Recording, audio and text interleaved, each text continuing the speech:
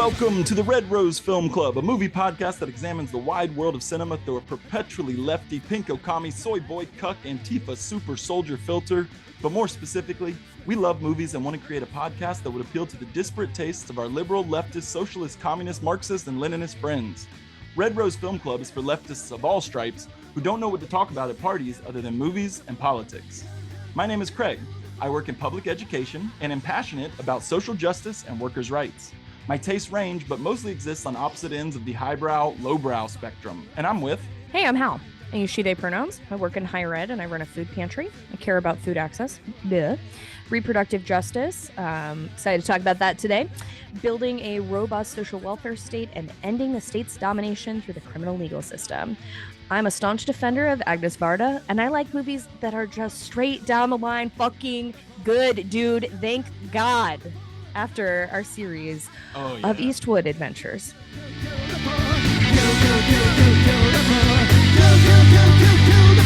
So, Craig, I've heard a rumor that today we have another guest. You want to take a crack at introducing him? Yes, we do have a guest. Joining us on Zoom today, we have David Bax of the long-running film podcast, Battleship Pretension. He is one of the co-hosts. Battleship Pretension was one of the first podcasts that I personally ever started listening to when they began back in 2007, correct? Yeah. And now 16 years later, they're closing in on 1,000 total episodes. The podcast has expanded into a website where you can read excellent film criticism from David, his co-host Tyler, and many other contributors. David, welcome to the Red Rose Film Club.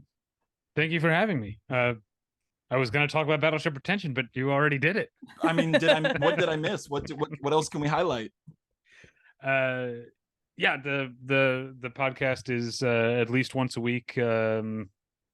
It's generally sort of topic based as opposed to single film or film review based. This will be fun because we are not an overtly political podcast because my co-host is more conservative than I am.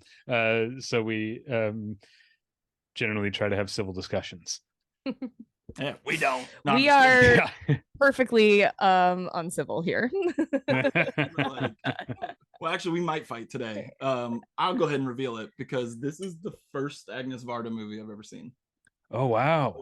It's one of my all-time favorite directors. And I knew Hal as well, so I thought that this might engender some arguments. Gagged and gooped over here, Craig. That won't engender arguments, but what it does suggest is that I need to Ludwig you, right, and have strap you back to a chair and open those eyes wide. I know, like everybody has blind spots, and sometimes I get so intimidated by mine that I just never got started. And like I've known that like Agnes Varda is a blind spot for mine for years, and it's just like her work just seems so like encompassing, and there's so many years of it, and like touches so many different things that I'm just like, it's just one of those things where like you just feel like you're standing in front of a mountain and you don't even know where to take the first step. So I got a picture for you. You got to watch her. Like the film that she made is essentially a career retrospective. Places. No, it's Varda. It's okay. Yeah, Varda by Agnes. But before that, she like 15 years before that, she also made The Beaches of Agnes, which is also really great. The thing about her though is that like you can kind of get in anywhere, both because her movies are like they might not be mainstream, but they're like almost always like fun to watch. And also her entire career is kind of in conversation with itself. So unless you're going to like start at the beginning and watch all the way through, you can kind of jump around anywhere and it'll kind of like all fit. And you know, I don't work for Criterion or anything, but there's a Blu-ray box set that's the complete Agnes Varda. You got everything right there. That's what I used to rewatch this movie last night. Yes, they also frequently have a collection of her work on the streaming service. Criterion. Kevin has a bunch of absolutely. So before I love this little amuse-bouche that we're giving of our subject for today, but before we fully dive in that direction, Craig, what other pop culture are you getting into these days? So I've been like tragically sick for like a week and a half, and like it's been a bad health series of weeks because I had COVID for like 10 days and it was beating my ass. So we've been in a Yeah. Great place. Great place. Great for consuming media, though. You know, well, many opportunities. The choices that I made might not have been the best. I got like strep and tonsillitis at the same time, and basically my tonsils swole so much that they were touching, and like I just could not eat. Yeah, it was awful. Like I could not eat. I could not drink water. It was like I was waterboarding myself because the water just wouldn't go down. So like I would put water in my mouth and then it would take like 7 swallows. It was awful. It sucked. So needless to say, I was just on the couch, not really wanting to watch anything because I just felt terrible. But I'm also not one to like too often to fall for like the nostalgic traps of like, you know, the new Teenage Mutant Ninja Turtles or whatever that hit me in my childhood. But then I was on Peacock and there's a Twisted Metal TV show that just came out, and I was like, oh, I'm sick enough that this is going to be something worth watching. I also watched that. Do you know the wrestling connection? Yeah, Samoa Joe. Samoa Joe, who is, as his title would suggest, a Samoan wrestler, who used to wrestle for WWE but currently is affiliated with AEW. Is he related to the Roman Reigns Rock family? I don't know. I can't speak to confidence. I know that Roman Reigns and Rock and Usos are all related as distant cousins. I'm not sure about Samoa Joe, but he currently wrestles for AEW, but in Twisted Metal, he plays the physical manifestation of the clown. It's not Pennywise. His name Ice Cream. His name Joe. No, Sweet Tooth. Sweet Tooth. Yes. Yes. So he plays Sweet Tooth. Will Arnett voices the character, but the physicality is represented by Samoa Joe. So I enjoyed watching that and seeing his move set. It was a good, it was definitely a good sick show. And like I played the hell out of Twisted Metals 1 through 2 and 3 and Black and Armageddon and all of those. Which, did you ever play the games? No, as I stated before, I'm not a huge video game player. Like it is just, you just smash cars in an arena, and they kind of went wild with the show. But I really liked Thomas Hayden Church in it, who's like, David, have you seen the Twisted Metal show? No, and I don't know if you could pick 2 topics I know less about than video games and professional wrestling. I knew when I started putting on Twisted Metal, I was like, I've listened to David's podcast for a while. This is probably not going to be a David show, but I do want to talk about it. I will say Anthony Mackie, he's fun, is a gem in it. Like I think his performance is he's worthwhile. It transcends the content of the show. Like he is delivering a better performance than the show deserves. The show is dumb. There's no no 2 ways about it. The show is stupid. But it was like a perfect sick show. And I did like Thomas Hayden Church. So in it, Thomas Hayden Church plays this guy. So in the TV show, the apocalypse has happened and turned America into just a wasteland where like just Mad Max style, just people drive cars around and smash shit up. And Thomas Hayden Church plays a like really pathetic, losery like mall cop before the apocalypse. But after the apocalypse, he takes that and becomes like the lawman of the wilds or whatever. And it's just really chewing the scenery throughout. And I thought that was a lot of fun. I am glad that I watched it while I was incapacitated from COVID on my couch. If I had not been sick, I'd been like, what the fuck am I doing? Why am I wasting this much time on this dumb shit? But the other thing that I want to talk about is a legit thing that I loved, which is like every once in a while there's a movie that comes out that I'm just like, oh, that one, that could not have been made for anyone but me. I feel like, do you ever have that like reaction where you're like, it's just so hits you squarely on that you're like, oh, that was just when I've talked about this so many times on the pod, and I know there's so few people who have seen this movie, but I'm gonna say it again. When Please Baby Please came out last year, and I saw that movie and I went, there's no one else that this movie was meant to be for.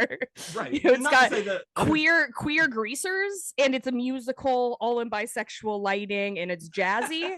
Like it felt like Amanda Kramer was like Hal out there. Hell yeah. This is for them. Mine was Ari Aster's new one, Beau is Afraid, which I finally saw. David, did you see Beau is Afraid? I still haven't seen it. Okay. Hal, have you seen it? Yes, I saw it in theaters. It is like, I don't know. I was thinking that his other 2 movies have the sense where like you're kind of with some fairly normal people who all of a sudden like crash headfirst into bizarre like not otherworldly, but like you're with normal people whose worlds are just upended in kind of a violent way. Whereas I feel like Beau is Afraid is you are living in the like anxiety ridden nonsense world of someone suffering from like supreme anxiety and depression and paranoia, and it's the normal world that's kind of crashing into his. And I don't know, like living in that like tense, anxious, just goddamn every second of it. The movie that I kept comparing it to, even though they're not that similar, is it feels a lot like Uncut Gems to me. Just that constant like state of anxiety and just paranoia. And man, I loved it so much. Were you a fan? I feel like we talked about it. Yeah, we talked about it a little bit before. I saw it like the day it came out, and I think we recorded a pod very shortly after that. So I didn't want to dig into it very much because it was like within moments of it being broadly available. But I quite liked it. I think that maybe it needed a stronger editor or just someone that wasn't Ari Aster's. It is long. Trimming it. I don't even mean in terms of time. I mean, for example, for me, all of the scenes with the animation feel as if they belong in an entirely different movie. Okay. And I think take away from this really strong thrust of action that is happening. Like it feels like a detour that if there was someone else that had a say in the creative vision at all, they would have been like, maybe we don't do that. Okay. Maybe we don't go in this direction. I love the animation. But I liked it on the whole, and I bet that Ari Aster has a psychoanalyst who's having a really lovely time and is probably on a vacation that he paid for. Yeah, he's bought a yacht off the. He's got some mommy issues to discuss, and thank God for all of us that it was Patti LuPone. You know, that she was a real standout moment for me. I think you mentioned this before of one of your favorite performances of the movie. And now I'm completely blanking on his name. Nathan Lane. Joaquin Phoenix. Yeah. Oh.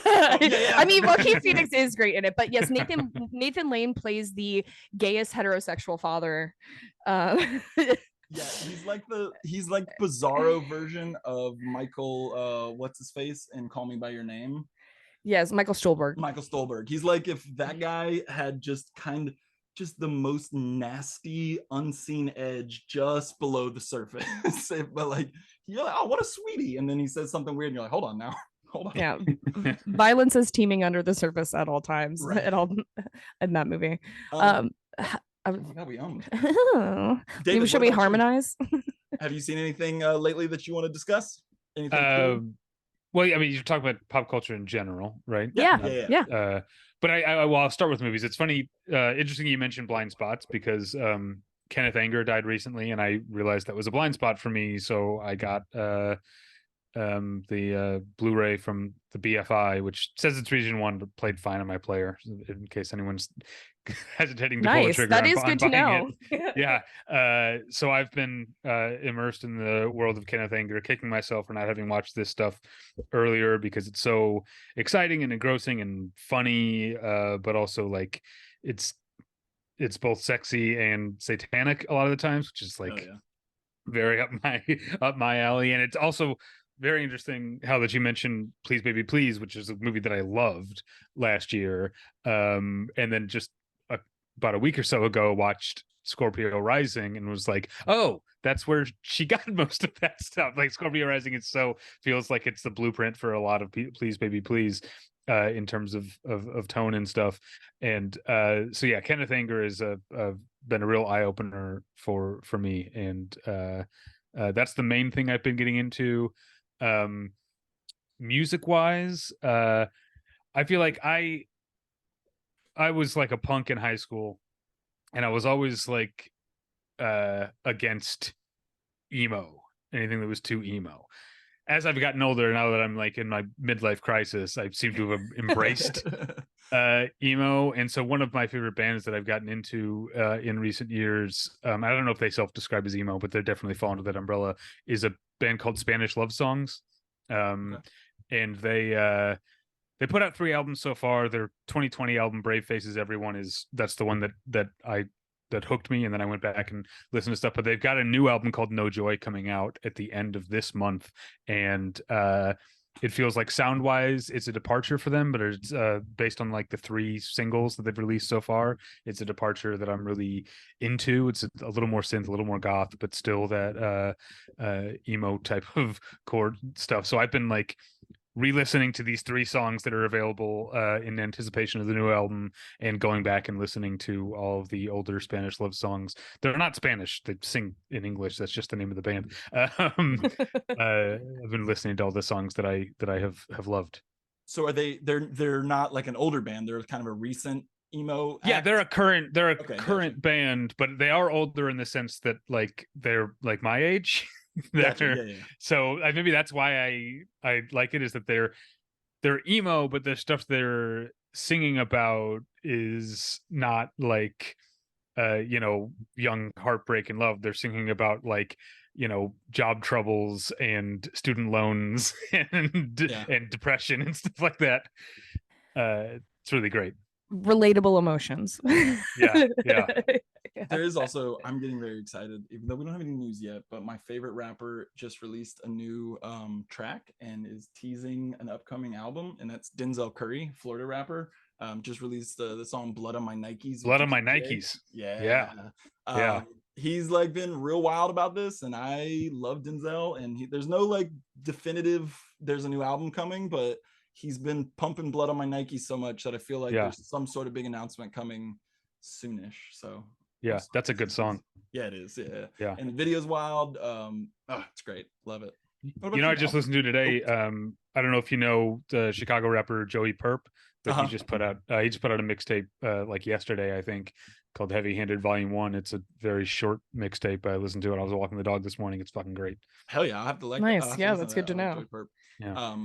But yeah, and I also just want to rep Denzel because there's not a whole lot of good stuff coming out of Florida lately, and so when I feel like when we're it's an understatement. When we're at the top of the game of something, we got to at least.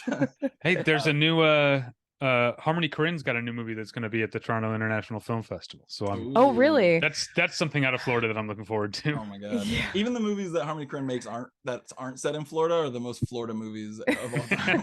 Like Gummo, there's no more Florida movie than Gummo. Yes, the Florida Man auteur, right? Hell yeah. Well, I'll finish this off. I wanted to talk a little bit about some music too. This is what I'm about to say is not new music. It came out in the 1960s. But I think I've mentioned before on the pod, I really love doo-wop and 60s girl group music. And I mean, I listened to a lot of contemporary pop and hip hop and also punk music, but my heart is in the 1950s, 60s, and early 70s music.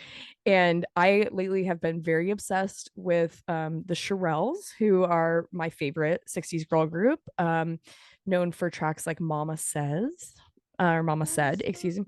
Yeah, exactly. Okay. Well, they have a album that I have only recently stumbled into where they sing a bunch of early 1950s oldies, which in the mid 60s, right, we were considered as oldies at that time. And it's called The Shirelles Sing the Oldies. And the last track on it's all great. And if you like that kind of music, it's worth listening to. But the last track on the album is they do a cover of Del Shannon's Runaway. That I'm the kind of person that when I'm really into a song, I will play it 25 times in a row. Like I'll just not turn it off. And that is me, in my office, like working on a grant, just playing the Shirelles cover of Runaway by Del Shannon.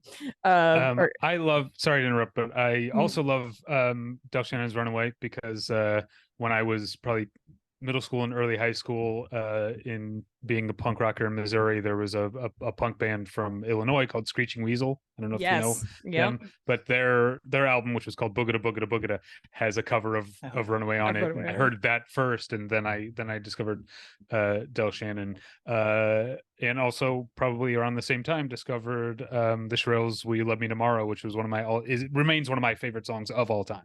I agree. It is also one of my favorite songs of all time. And I love that it's about whether or not a hookup will like you afterwards. And I think when I was a kid and would hear it, because that's always, of course, like I probably didn't stumble into listening to 1950s and 1960s music, right, as a 32-year-old. When I would listen to it as a kid, I that is not the gloss I have on it, right? I just kind of assume it's a love song where you're uncertain if the person's going to love you, and then as an adult and really falling in love with the Shirelles and listening to it, it's a little sneakier than that, it's got this like kind of sly, like, yeah, okay, I'm gonna fuck you, but will you be around when the light breaks tomorrow? So I gotta put so much stuff on my playlist now. Big fan of the Shirelles. The other thing I wanted to bring up, because it is truly bonkers, as a person who loves action movies, as a person who loves wrestling, as a person Can I also point out that I felt like I knew that David was not a wrestling guy, because I did want to talk about SummerSlam, and I was like, I cannot subject David to. Yeah, we'll talk about SummerSlam later. I mean, I like hearing people who are passionate about things talk about the things they're passionate about, so it is fun. But I truly know nothing. Needless to say, both my wife and I teared up at one point during SummerSlam. Which did you watch? I did not watch very much after, because Mike and I had planned, my husband Mike and I had plans to come and watch SummerSlam, and then all of the assorted sicknesses began to collide, that didn't minor spoiler. No, I mean, I'm not going to go back and watch it. I'm not predominantly a WWE fan. After their year-long feud, Brock Lesnar and Cody Rhodes fought, and at the end, Brock extended a hand. Yes, I did. Handshake that was very powerful. And I did see that. Looked at each other with tears in our eyes. We're like, this is beautiful. See, I watched I would call it a documentary, but it's not a documentary. It's a hagiography of Cody Rhodes on Peacock while we were ill, and so I think my cup was full. My Cody Rhodes cup was full. But related to me watching men hit each other, whether that be real or fabricated. I watched while sick. I think the best movie I watched, that's why I listed, because I watched like a lot of film while I was ill. But my favorite new to me watch while I had COVID was I watched Bloodsport finally for the first time. Original? Yes. And I posted about this on Twitter, so sorry friends that listen to this and have already seen this joke that I'm about to tell, which is that I think maybe I would say it was the greatest movie of all time if he was just fucking the big dude, like his friend, like the other American, the big burly American that he's with. If the plot was just like, if the romantic side plot was they are together, it would be the greatest movie of all time. The woman in the movie, the woman reporter, is such a misogynistic drawing of a woman who's just like, all she does is nag. She is there to investigate the Kimute, but she is totally horrified by the activity that's happening in it, and she's just constantly squealing every time she's on screen about how could you guys be hitting each other. If she was just excised, if we just fucking removed the tumor and replaced with a gay romantic subplot, greatest movie of all time. I loved it. I loved every moment of it, minus her. I have seen it, but it's been so long that I remember. Yeah. Now that you're watching wrestling again, you should watch it, because the fight scenes are great. The choreography in it is awesome. I know I've seen it, but I get it confused with Kickboxer, which I've seen more recently. Kickboxer is the one where he kicks the palm tree in half, I think, at one point. Yes. Madison Cawthorn can do that. The thing that I associate with Bloodsport the most, because that's the one where the guy like wraps his fist and then like dips him in. He has broken glass on his fist. Is that Bloodsport? No. Or it's not? Kickboxer. Maybe it's Kickboxer. Okay, because I remember in the first Hot Shots, there's a reference to that where Charlie Sheen like wraps his hands up and then dips his hands in like chocolate fudge and sprinkles. I realized while watching this movie, in the course of selecting it to watch, whatever, while watching it afterwards, that I had just Jean-Claude Van Damme in general is a pretty significant blind spot in my action movie viewing. I think that's classic like childhood shit. Like, he was not one of my dad's interests, and that's who was often dictating the flow of the action movie selection. And I think it just has spawned like I absolutely have to dive into this because again, the choreography, the fighting choreography in it is so impressive. And Jean-Claude Van Damme, I frankly didn't know very much about him, and I didn't realize like he was like an actually trained martial artist from a very young age and kind of a prodigy. And so it just makes those moments, as someone who watches hours a week of people fake fighting, it was such a joy to be like, look at how fluid this is. Like, look at how well, framed it is. And none of the wrestlers ever did the splits on a truck, right? Or splits between the tree. Is that in one of the movies, or was that he does it just a thing that he was known to do? Was that he does it with his hands, both his wrists and his ankles are tied during the training montage. They're tied to ropes to trees, and his like sensei is like pulling, his adoptive dad basically is pulling both sides, and he has to hold himself upright and meditate. I think he does it in Time Cop. There's like his like morning routine workout thing where it includes him doing his splits like in the kitchen with his feet on either counter or whatever. That was just his something thing. Like they're like the man's hip flexors were popping. Okay. That was in all of his contracts. I gotta make these legs go 180 at some point. So I was just like really, really delighted that it like not only held up but felt like it was a really stunning example of successful, well done, well choreographed fighting. And he's hot as hell. And again, if they just excised the woman, it would have been great, because whoever wrote that clearly hates women. And so it would just be better if we just existed in the realm exclusively of masculinity, But didn't they do like a soft recently reboot of either Bloodsport or Kickboxer, where like he's back and he's training the new blood or something like that? I'm looking at the IMDb, the 2018 Kickboxer Retaliation. Oh, that's probably what you're thinking of. Yeah, I think it is. Did either of you? I never saw this, but I always heard good things about it. That like meta one that he did 10, 15 years, JCVD. I didn't see JCVD. I never saw. Did you ever see that where he like no, I mean, like I said, he's a major blank spot for me in terms of the beefy men, the suite of 1980s beefy men. he was a missing zone for me until very recently. So it was I think because the plot is so paper thin that being very ill, it's the perfect state to receive that movie. It does not require any level of analysis. You're not like, how do we get from here to here? Right? It's like, no, he's punching people. That's what he's doing. He's punching people and he's doing splits. And what a delight. Living the dream. So all right, well, let's move on to our current events. David, is there anything that's happening in the world right now that's either got you celebrating or living in despair? Well, I mean, I live in despair all the time, but that's usually where we're at. Okay, to be clear. Yeah, we need to rewrite that intro because it's mostly what has you in despair, or are you maybe happy about something small?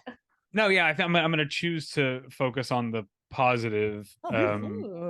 Because I was very heartened by the results on the vote in Ohio about the whether or not to make it more difficult to amend the state constitution, and we've seen similar things since Roe v. Wade was appealed, of people in like red parts of the country, Wisconsin, Kansas, sort of sticking up not just for abortion rights, which is the Ohio thing wasn't specifically about abortion rights, but that's what was on the line, and that's what people understood.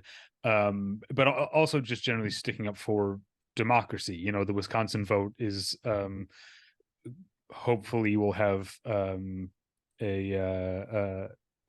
positive effect on undoing some of the Republicans' gerrymandering in that state, and just at a time when so much of the Republican plan of attack seems to be to dismantle democracy as opposed to actually like convince people of their cause. They're just, you've seen like increasingly, speaking of red states, increasingly like college towns in red states are going blue, and a lot of the nationwide Republican response has not been to like, let's appeal to college voters. It's let's make it harder for college kids to vote. I think Vivek Ramaswamy, hell yeah, champ of the show over here. We love him. Vivek Ramaswamy's like part of his like platform is like raising the voting age to 25, which is with a test. Yeah, ridiculous. With like a citizenship test. Yeah. And so it's like, it's, you know, look, I'm older than you guys. I think in 2004, when George W. Bush was reelected, or I should say elected legitimately for the first time, at that point I started to get really like down in the dumps about the state of what Americans were supporting, what they were believing in. But like having these votes recently that show that a healthy percentage of people still support democracy has been, the word I used before was heartening, so I'll say it again. I've been heartened by the results of these votes. So that's me choosing to stay positive about something. Yeah, we love that. I think that you know, that's really astute analysis, that the fact that we can look at citizens referendums, right, times when their policy is put directly to the people in states across the country, that the people are making decisions that are oriented towards freedom, that are oriented towards preserving rights, and that the legislatures in those same states are doing the opposite of that, is a pretty strong indication of like, what pathways do we have for the successful defense of democracy? And that is heartening on the level that people are engaging in the democratic process when it's put forth through a citizen referendum, but it's also depressing on the level of the gulf between those two things, like the distance between the citizens referendum and what's happening in the legislatures. And in Florida, I'm gonna bang my fucking abortion gong. We're gonna start first time in the episode because there's gonna be many rings of the abortion gong today. This one might be the good that in Florida there is currently a ballot initiative where we're in the petition collecting process to get a defense of abortion, protecting the right to abortion up to the point of viability, into the Florida Constitution, which is how citizens referendums work in the state of Florida. You have to amend the Constitution. It doesn't propose law like in the state of California, for example, with propositions. And the ballot, and there's this ballot initiative, we have to get like almost 1 million basically signatures in order for it to be on the ballot next fall for the upcoming presidential election cycle. So if you're a registered Florida voter and you're listening to us and you have not, please go to Floridians Protecting Freedom. If you Google that, it will come up. As I've said many times before, you can add me on Twitter. If I have to show up to a place to get you to sign this petition, I will fucking do it. So we'll put it in the show notes and we'll put it in the show notes. It's on our Twitter and stuff. But please, you know, if you're a registered voter in Florida, help us contribute to what David's talking about, these encouraging waves of democratic action, and protect abortion. Yeah, and in Florida. Another thing, I because I feel that despair a lot too, and it always, you know, I always remember that forced birth pro-lifers, that is a minority opinion in the United States. Time and time again, we see polling that around 70% of Americans support abortion in some form or another. So yeah, that is also heartening to remember that when you put it in the citizens' hands and things like that, and now we've seen it in several states, right. No, in order for them to win, they have to disenfranchise people, right. like David was talking about, right, with preventing college students from voting, or even proposing that in some like wild abstract world. Well, I do like that. Vivek's on the right track, though. I like that guy. I like that guy. He's like those dude in high school that just spouts off the dumbest shit possible. Like, I'm gonna have my answer the quickest and the fastest, and I'm never gonna change it because that's weakness. So he just says dumb shit. And he's like, "Nope, we're married to it now. We're figuring this one out." A couple of episodes ago, and I'm gonna talk about Bamako again in a few minutes. But a couple of episodes ago, when we talked about Bamako, I talked a little bit about my Model United Nations experiences in college and in high school, and that's like the base of the United Nations participants. It's just a bunch of dudes who are like, Am what I'm saying making sense? No, it doesn't matter. I said it. Now I must defend it. I was the loudest and the fastest. So well, what about you? What's going on in the world that you want to talk about? Well, like I mentioned, to go back to some themes that we talked about in our Bamako episode a couple of times ago, where we talked about structural adjustment programs, SAPs. We talked about international financial institutions and how they operate as kind of neo-colonial forces to dominate the global South and subjugate the global South and expropriate the value that the global South generates in service of the global North. There is some really crazy stuff going on right now. Have you seen what's happening in Niger, yeah, with the military coup and all that. Yes. So there's a military coup, and it's not there. It actually also is happening in Mali, which, if you recall, is where Bamako is. I mean, that's where literally the city of Bamako is, and it's where it's the subject of the movie that we discussed, but it has happened in Mali as well. There have been movements of people. In the West, we like to call that a coup or a military junta, but it's a little more complex than that if you approach the world through a lens of anti-imperialism. And basically, the underlying reasons, which of course are much more complex than any single bullet point, right? There are a lot of reasons why this has taken place, but one of the dominant forces at play here is that Niger has huge reserves of uranium that France relies on for its energy production. So again, we see that expropriation of wealth from the global South into the global North. And essentially, this military junta has the coup occurred in part as a way of rising up against these parasitic economic relationships. And because of the structural adjustment debt burden, that the people in Niger are saying, enough. We're not going to continue to put energy into the hands of France while we are struggling ourselves. Like, in fact, most of Niger's energy comes from Nigeria. They have to actually import it, even though this is something that they're rich in themselves, because France is relying on that old colonial pathway to exploit Niger. So again, there's a lot of things going on here. That's not the only dynamic at play, but I just wanted to raise it because it connects so clearly to one of the dynamics that we were really digging into a couple of episodes ago. And I think it's important for us to reflect, like, this is not the past is present, right? This is happening right fucking now. This is not something that occurred in 1960. It didn't end with the revolutions, the anti-colonial revolutions of the 1950s, 60s, and 70s. This is still pertinent right at this very moment. This is happening.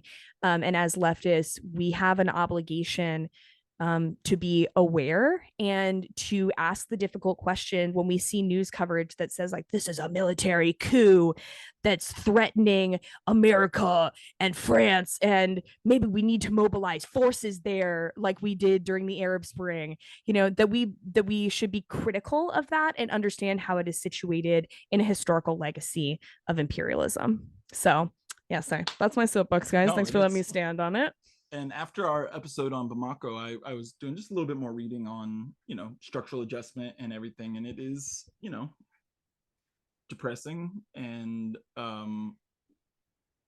just made me kind of feel shitty about myself for just spending as long as I have, just kind of not really doing what you said, is thinking about the reason that so many of these African countries got this way and are this way is because of us, Western nations and things like that are continuing to just keep their boot on the necks of all these folks in the name of, like, progress. That doesn't really. But it's also how hegemony operates, right? Is invisibility, is to become so naturalized, so embedded in how things operate that it absolutely makes sense that someone living in the West, if you don't have family ties, would not necessarily be aware of that historical legacy, right?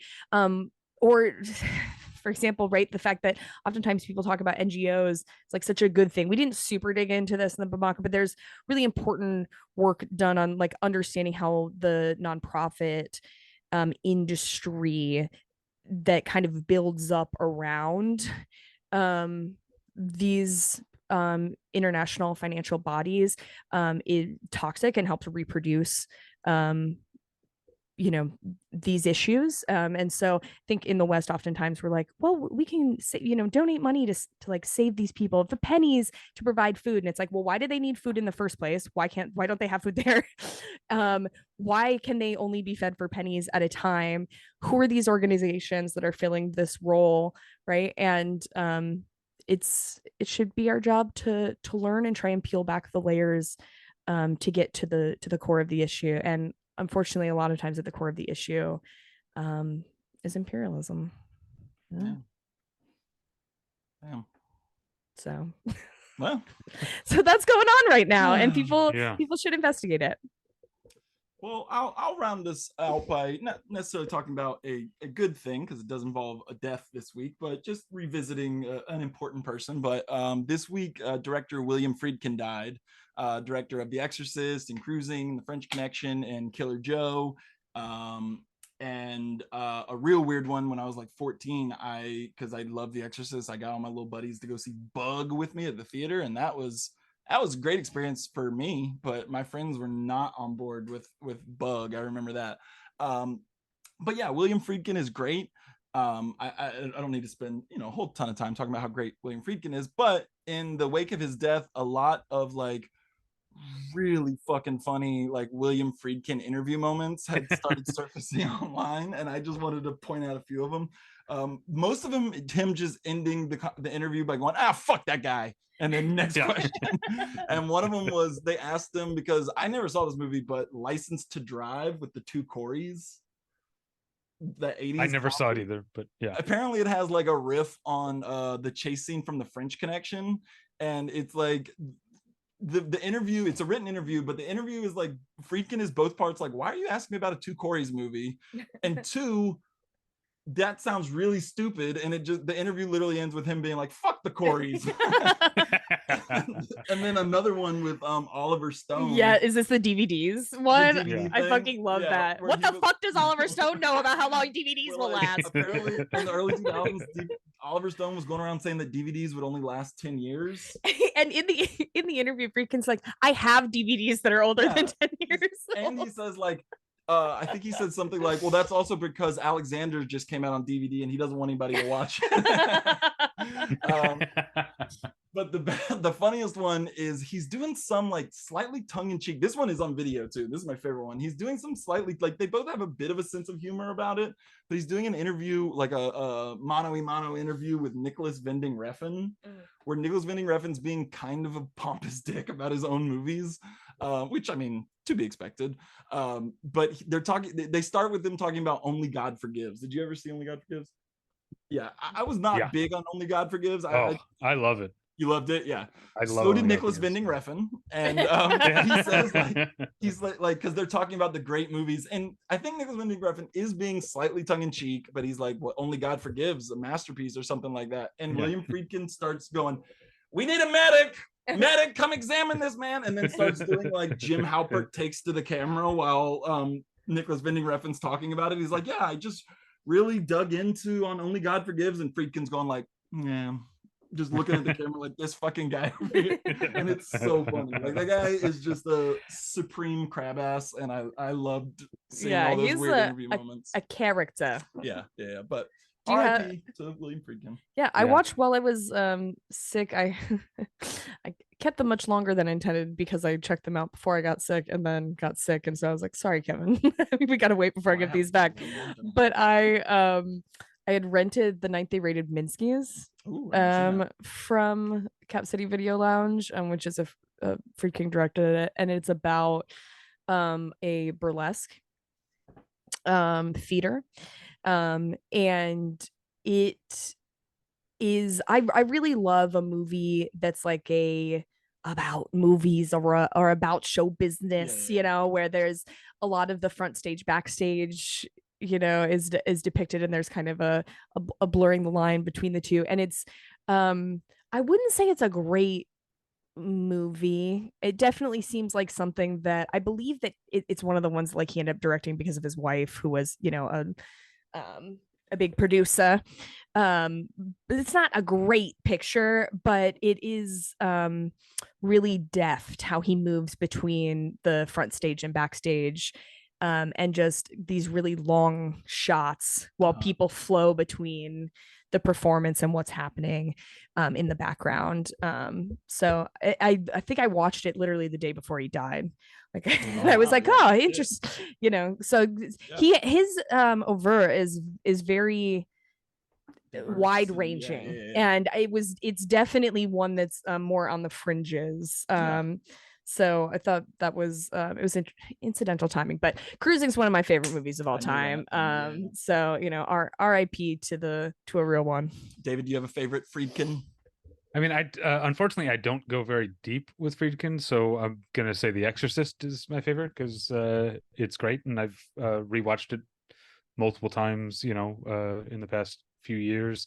It's been a long time since I've seen The French Connection or To Live and Die in LA, but I definitely liked both of those. I guess one, not that it's like super great, but one kind of under the radar one that is worth watching is that in 1997 he directed a remake of 12 Angry Men for HBO, and it has a pretty incredible cast. That's the Gandolfini, isn't it? Is he? Because he wouldn't have been that big. But it's possible. Like Tony Danza's in it, and William Peterson, and Jack Lemmon is, I think he's the Henry Fonda role. I can't. It's let's see. Yeah, George C. Scott. Ossie Davis. Oh yeah, Gandolfini, isn't it? Okay. Yeah, it's been a long time. So and Courtney B. Vance. Yeah, that is a great cast. Yeah, I mean, he's just such an interesting person because he had some very early, like there's a lot of like intersection with like gay and queer culture, in his work that doesn't, I mean, he was kind of conservative, politically speaking, as a person. So there's just a lot interesting going on there. Sorcerer, I mean, is like one of this, I almost brought it up earlier when you're talking about the intense anxiety of a movie like Beau is Afraid. Like Sorcerer is a fucking masterclass in that. And it's crazy because almost all of it was done practically. Like they were like flipping a truck into a river and then having to set it upright over and over and over again. Okay. It's wild stuff. So he's making these really, big productions. I am kind of a fan of Jade. I think maybe I've talked about it. It's an erotic thriller that kind of wishes that it was better than it is. But it was, I mean, I'm older than you guys. It was a huge flop, a notorious flop when it came out, because the story was David Caruso was a huge star from NYPD Blue. He quit NYPD Blue to make movies, and he made Jade, and everyone was like, what a disaster, what a terrible choice he made, leaving this hit show to make this flop. I've never seen it, but that was the storyline at the time. David Caruso, and also it was written by Joe Esterhaus, who wrote that like classic pervert, right? Who wrote Showgirls, right? So he had like Showgirls and this like back to back, basically, as like massive flops. But the reason why I really like Jade is because it has one of the best, one of my favorite, I should say, car chase scenes in any movie ever, because it takes place in San Francisco, and there's a car chase through the hills of San Francisco. And it's not like an action movie style where they're able to dodge traffic. They're like stuck in traffic, chasing each other. It ends with them driving into Chinatown where a parade is happening, and everyone is just like banging on all the cars that are involved in the chase as they try and push through. It's again, the movie itself is like not great. It wants to be Eyes Wide Shut, but it's Joe Esterhaus, so he's not smart enough to write Eyes Wide Shut. I'm sold. Eyes Wide Shut sounds but I really enjoyed the car chase scene in it. And I think it's worth watching it, at least once for that reason. What would Joe Esterhaus's Eyes Wide Shut password be? Oh, fuck. Cocaine, right? Is that not allegedly? Do you want to dig into the movie that we're here to talk about today? Yeah, so let's begin our journey towards analyzing One Sings the Other Doesn't. I think that's the first time we're saying actually the title of the movie that we're going to discuss. Unsurprisingly, given the context of its creation, mid-20th century Europe, and its content, the French women's movement, at least in part, this movie reflects Marxist feminist principles, both in the topics it hones in on and in the lens through which it presents these topics. And some of these references are subtly folded in, but some of them are in bold font and underlined. Our roving band of feminist singers even sing about Frederick Engels, Marx's longtime collaborator and patron. So let's do some contextualizing on that. So I'll say, global socialist feminism boasts many lineages, and I really hope that we dig into that more in the future as we can kind of continue our mission of talking about imperialism and colonialism. But the sandbox that Varda is playing in here is classic Marxism. This brand of socialist feminism finds its roots in one of Engels' core philosophical writings that constitutes what we now think of as the foundations of Marxist thought. Published shortly after Marx's death, Engels explicitly introduces a historical and materialist analysis of patriarchy in The Origin of the Family, Private Property, in the State, which initially released in 1884. And in that seminal text, he writes, "The first division of labor is that between man and woman for the propagation of children. The first class opposition that appears in history coincides with the development of the antagonism between man and woman in monogamous marriage, and the first class oppression coincides with that of the female sex by the male. Monogamous marriage was a great historical step forward. Nevertheless, together with slavery and private wealth, it opens the period that has lasted until today, in which every step forward is also relatively a step backward, in which prosperity and development for some is won through the misery and frustration of others." And sidebar, I'll say, just as is often true of many Marxist writings, The Origin of the Family, Private Property, in the State is available totally for free online from Marxist.org. We'll, of course, link that. And you can find it on Twitter, like how we usually post stuff.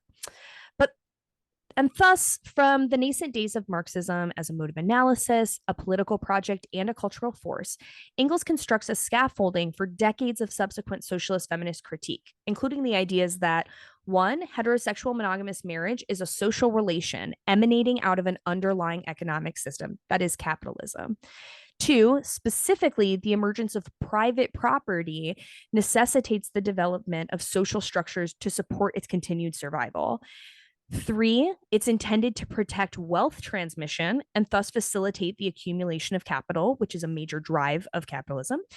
And four, it leads to the literal reproduction of workers to feed into the machinery of capitalism.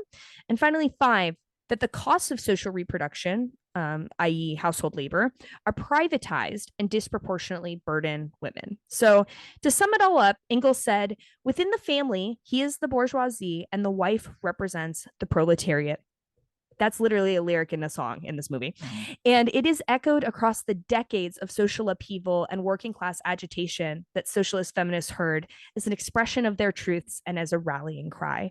Accordingly, Marxist feminists have throughout the last century and a half taken up issues of gender, work, and family.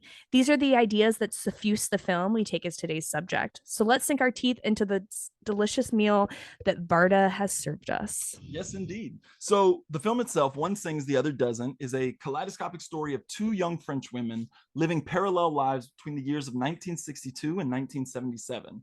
There's Pauline, who later goes by Apple, a free-spirited singer who wants to explore what the world has to offer and is unashamed to buck against traditional views of women in society. Then there's Suzanne, a young mother of two children born from an affair she's had with Jerome, a tortured artist. The film begins in 1962 when this kind of chance encounter reunites these. I didn't quite. Are they old friends? Because there is a bit of an age difference too. Because when they were neighbors, right? She says, and I guess they had a friendly relationship. Yeah, almost like a older sister type. Is how I think it's like a neighborhood. Yeah, like a name, community. They know each other from the neighborhood. Yeah, because Pauline or Apple, but Pauline at this part is still in what we would consider like high school. I'm not sure what they call it. She's still Pauline a minor. Is 17, okay, and Suzette is 22 when we initially said she's 22. Yeah, and we meet them kind of the centerpiece or the center location of this first act is at Jerome's photography studio, and that's kind of the way that we get introduced. And kind of I really like the interaction that Jerome and is it Apple, we see them together first, I believe, before we see Jerome with Suzanne. And she mentions something about how all the pictures, the women look miserable. And he basically says, well, that's how I've given them time to open up. And I think that is kind of Agnes Varda kind of signaling flipping the idea of the male gaze on like art is going to be almost completely introverted as the movie continues.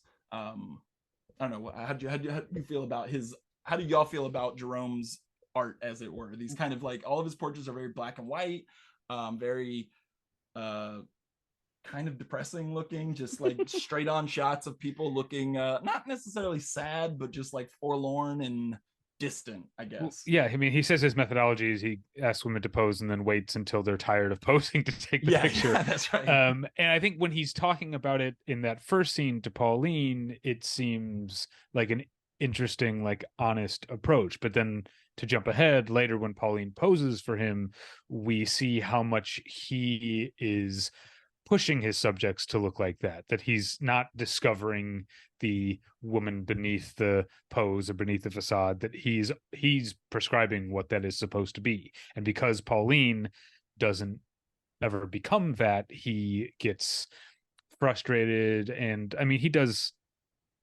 is at least open to, blaming himself. I really like this movie's depiction of men as like not getting it often, but right, also not necessarily being bad dudes a lot of the time. Like I think Varda thinks that Jerome is a good guy who's trying, but he doesn't get it. I don't think he's a villain.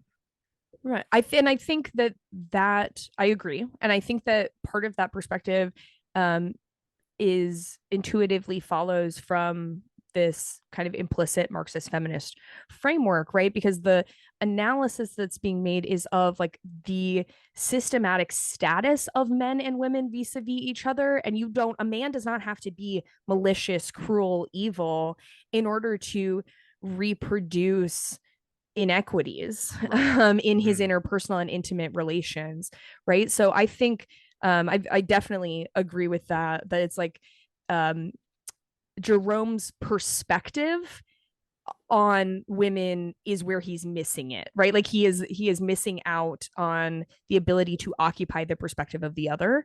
And so from his perspective, it seems like he's breaking these women down until he's getting to the core of them. But it's clear from the women's perspective that he's like annoying the shit out of them, right? And the gap between the two is not necessarily it descends from their respective material positions and perspectives, as opposed to being about like individual bias. I think Jerome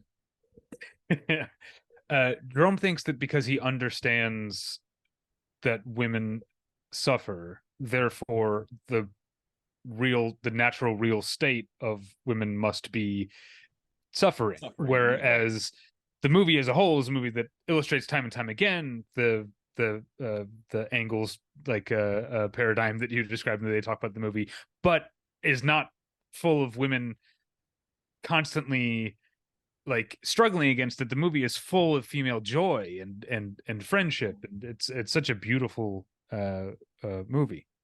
And I don't think that's a coincidence either that Jerome's story kind of takes a dark turn also when he realizes that the women's experience, as he understands it, is not just suffering. It's when once he is introduced to Suzanne and them, it's not necessarily Suzanne causes what happens to Jerome, but we both basically see like his unraveling of what he thought of his own art and his own status in society as Suzanne and Pauline are kind of reunited. Well, and also I see the death of Jerome. I want to go back because we are totally skipping out and talking about Suzanne's abortion, which is like the impetus for the whole movie, basically.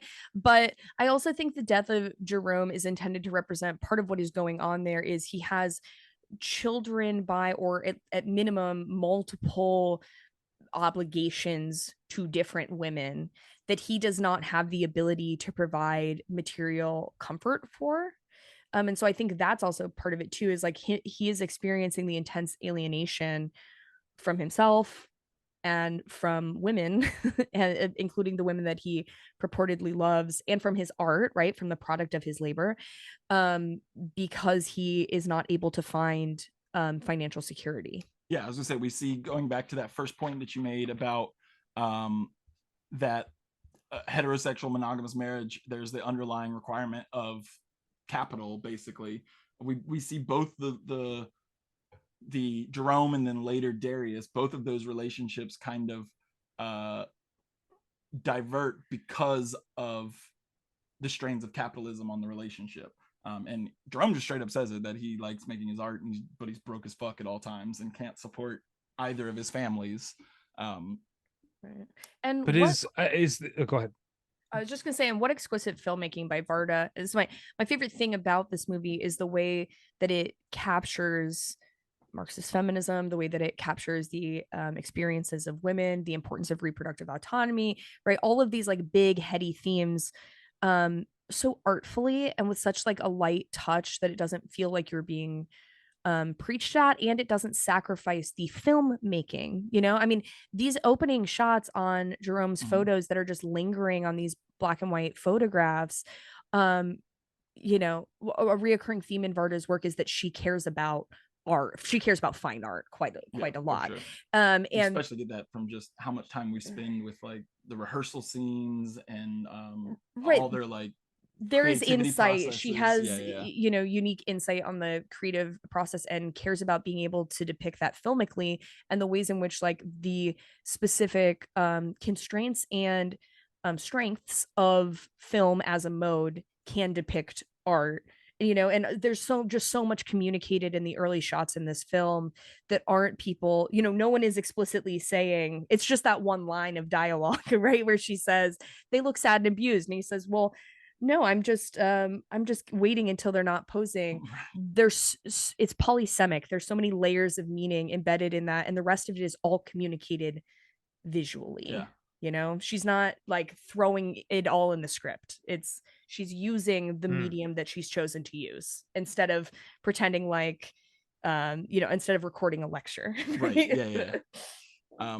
So as you mentioned, the kind of catalyst of the film is, once Suzanne and Pauline are reunited, we learn that Suzanne is now pregnant with Jerome's third child with her, and she does not want the child because, first off, she's been shunned by her own family, her community, for having two children with a married man, and is very worried about what a third child would do for her socially as well as financially. So she turns to Suzanne kind of for help in obtaining the abortion, and none of the choices are great at the time. She can spend an exorbitant amount of money to get an abortion in France, the first option, and then the other one was slightly cheaper, but she has to travel to Switzerland. Yeah. And leading up to that, I wanted to say it's one of my favorite lines in the movie, because I was just like, wow, so putting such a fucking fine point on it. But Pauline, the first person that she asks for help identifying where Suzanne can get an abortion is from her philosophy professor. And she says, so free will is philosophy in action, right? Oh, yeah. And then she immediately asks where she can find an abortionist. And I was just like, oh, what a fucking prime moment. Yeah. I love that. So free will is philosophy in action, and free will in this instance is she needs to get an abortion, right? Like I loved that. And she does end up going to was it Switzerland to get the abortion. Yeah. And the way she obtains the money is by Pauline lying to her parents, saying that she has to do a school performance, so they would give her $40,000 or something. How much? I can't remember how much. 20,000 francs. 20,000 francs. Yeah. But I don't know what that was in 1962. I want to know what the parents thought that school production was, though, because I don't know what that was in 1962 either. But 20,000 francs for a school production, goddamn. We're figuring it out. Oh yeah, I'm going to. I was looking it up too. But there's just so many great lines in this movie because while they're bantering, Pauline is bantering back and forth and kind of arguing with her parents about it, she says, "Long live the family." Yeah, and then he says, "You go to college, or you're gonna end up." I forgot what he says, but he says, "You're gonna end up being a waitress or a prostitute or something like that." No, he says, he says, "Wife or prostitute," because she says same thing. Yeah. And then he doesn't like that. Do we get our currency conversion? I'm doing it. I gotta look up a historical currency converter. Oh my god! But they just very very clearly illustrated, again, repeatedly, without always explicitly saying it, like that the family is tied to financial security, right, or lack thereof in both cases. And that the family is a site of domination, because after she gets the money, the first thing Pauline says to her dad is, "You won't be the boss of me for much longer." Right. So it's like her ties to him furnish opportunity and financial security, but she can't wait to break the ties, to be able to pursue her own free will outside of the confines of the monogamous family structure. And I do want to another thing that slightly tangential, but I've talked about it a lot on the podcast, but I have the brainworm that causes me to watch like Tim Pool and Ben Shapiro and all these morons all the time. And one thing that they complain about constantly, or their boogeyman, is social Marxism and Marxist feminism. You hear that constantly. Anything like basically all this talk about groomers and things that you can't do in school is because of Engels and social Marxism. But I think the part that is almost conveniently left out by all these idiots is what we've talked about, is how much of these ideas of social Marxism and the family unit is tied to capital and capitalism. Because we hear, like, Tim Pool, for instance, screams about social Marxism all the time, but never once talks about the capitalist ties to the family unit. Not that I think Tim Pool is capable of having that discussion. I just mean that, like, the idea of calling things social Marxism now and Marxist feminist now is nothing more than a boogeyman, because I feel like when we hear it in kind of modern mudslinging, it's completely divorced from the idea of that capital plays on the family in those situations. So yeah, I just want to throw that out there because I listen to these morons a lot and it infuriates me every time. I'm glad I don't have that brainworm. Yeah. Oh, you should. It's fun sometimes. No oh my god. If you got the Steven Crowder brainworm, this last 6 months has been a blast. So I barely know who that is. Good. I am so happy He's for back, you, baby. Very genuinely. He's back, baby, and he's got Alex Jones on his channel now. Alex Jones and Steven Crowder are teaming up. See, I would feel like it would be possible to ensure anything that Alex Jones is involved in, and that would keep him boxed out. But so it seems like the answer is about $4,100 in United States dollars in the same year. So that's still a swanky ass and we high know school production. We know that we know that later. Well, it's a trip. It's a trip to perform in the choir. And then we know later. But $4,100 in the U.S. in 1962. You're a king. Holy shit. And we also know that later, or very shortly after this, when she leaves her parents' house and her dad is like, "Well, fine, but if you're gonna leave, I have to give you money." That's when he gives her 40,000 francs. So that's like, over $8,000 basically. Sorry, I'm pouring my throat soothing tea and I realized I just did it right into the microphone. Nice. So that was truly the wild thing, is when her parents uncover her subterfuge because they travel to go see her and she's not there. And then what kind of caps off Act 1 is the death of Jerome. Basically, Pauline says, I can't get a hold of Jerome. Suzanne comes, kind of breaks a window in his studio and finds that he has hung himself amongst his all of his portraits in his studio. And that's kind of the closure to the act that causes Pauline to move back home with her just asshole of parents that are That's Suzanne. Sorry. Moves home with her parents to the farm. Sorry, yes, Suzanne moves home with her asshole parents, and then Pauline, well, we learn what she's done a little bit later, but the film has kind of a 10-year break where they don't really see each other for a significant portion of time until they are reunited at an abortion protest in 1972, I believe, is the next time that we kind of settle down to see where they're at after the events of the first act. Right, and Pauline is singing, and so Suzanne sees her, and we learn that they're essentially both involved in the abortion rights movement in some form. That Suzanne has been working for a family planning clinic, actually kind of doing direct service work, and Pauline is a traveling singer in a like political folk band. Yeah. Do you have a this is the first musical number in what I mean this movie is nearly a musical. It has multiple musical numbers. I think they're all real catchy. Yeah, I think it qualifies as, I would say that it qualifies as a musical. One, because the music, there are several musical numbers, number one. Number two, at least one of the musical numbers drives forward the plot. Though I say this in combination because, one of my favorite musicals of all time, Grease 2, none of the songs move forward the plot. So that's not necessarily a requirement, but it is true here, right?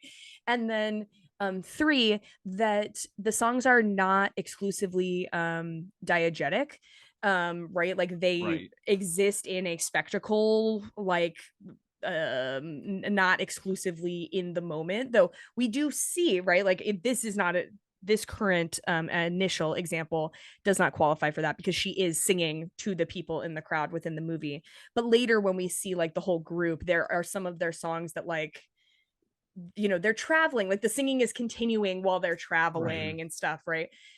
So it kind of blurs the line between diegetic and non-diegetic, and thus a suspension of reality is necessary, and so it achieves the level of spectacle. So I think this movie is a musical. I think another thing that supports and maybe I'm wrong, but it feels like take this scene of the protest. There's live sound, but when they start playing, they're like syncing to a track. It's clearly to me it seems clearly like recorded separately, and I think that's true of most of the musical numbers, which I think adds to the musical feel, that they're not being played. It's not live audio. Right. Yeah, I agree. And that's and particularly because it seems to kind of elide the difference between the two. Like it starts one way and it transitions into the other. And then sometimes it comes back, especially again when it's like the full group of these women that we see traveling together later. That to me is really, again, like to me a movie musical is about the suspension of reality for spectacle, where song conveys meaning, whether that be narrative or thematic, that is ascends, that transitions beyond the pure level of reality being depicted in the film. And so I think that quality of it satisfies that for me, in terms of like me looking at it and being like, yeah, that's a musical, as opposed to a movie that has some songs in it. Did you all have a favorite musical number? Yeah, the one where they sing about Frederick Engels. Oh yeah, that's the one near the end, right? Is that the one they're like in that little village where like the old ladies in the back are like, which I really loved. It's not that one. They're like inside of a building. Okay, yeah. But several of them are playing instruments. Okay. And it's kind of there's like I don't know if it's full on like a long tracking shot, but there's like a little bit of a tracking shot that kind of follows them. Yeah. And they sing about Frederick Engels, and they sing that line about women are the proletariat of the world. Yeah, that's.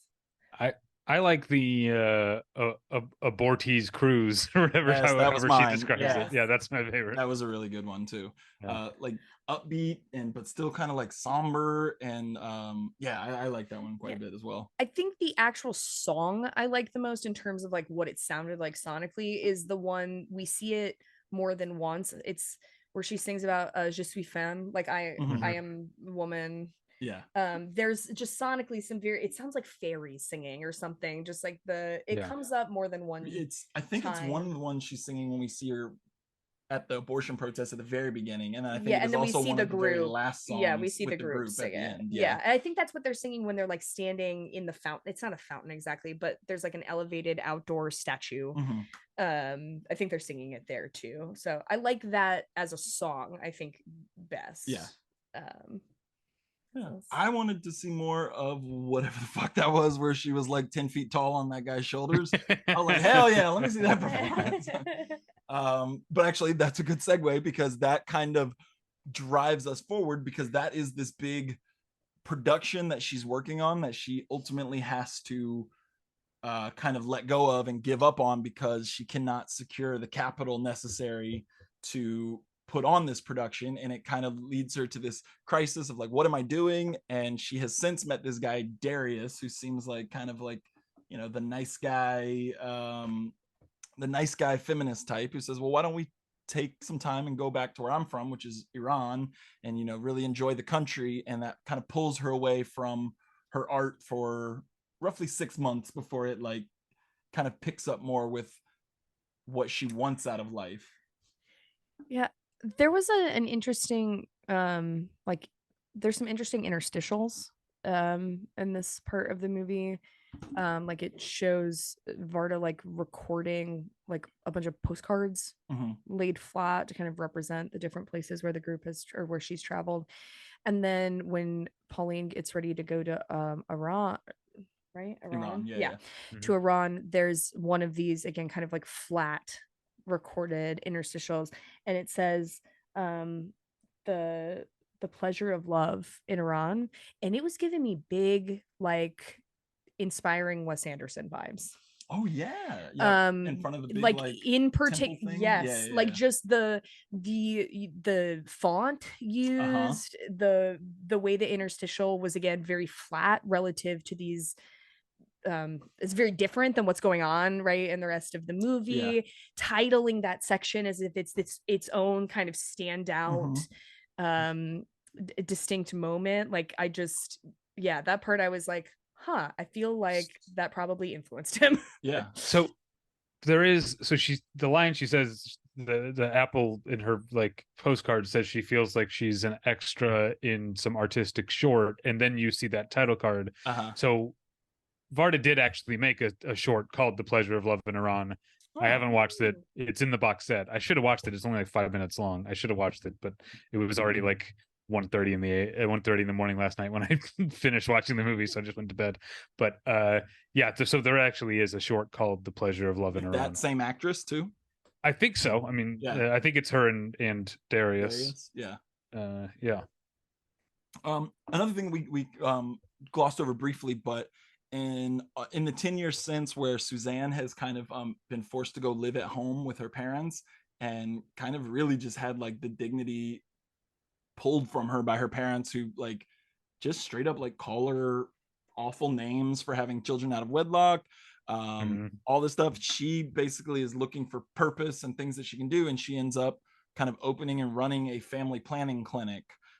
So we kind of see these these parallel lives of two people with completely different paths that end up kind of fighting on two completely separate tracks of the same issue, which I think that is really, Agnes Varda is really, the screenplay is just really good in how we keep seeing these parallels mirror each other, even though their stories continue to like diverge and then weave back together, but it always feels like a single like symphony, their two lives together. There was a moment in this part that, again, I just feel like this is such a rich, not to be like an English professor, but this is such a rich text of a film, because there's a very brief moment during this part of the movie where Suzanne is in the family planning clinic, and we kind of see her engaged in conversation with other workers there. And one of the other workers said they're disagreeing. There's a disagreement about something. We don't see the context of the disagreement. And the other worker says to Suzanne, "Are you an activist or are you a bureaucrat?" And that is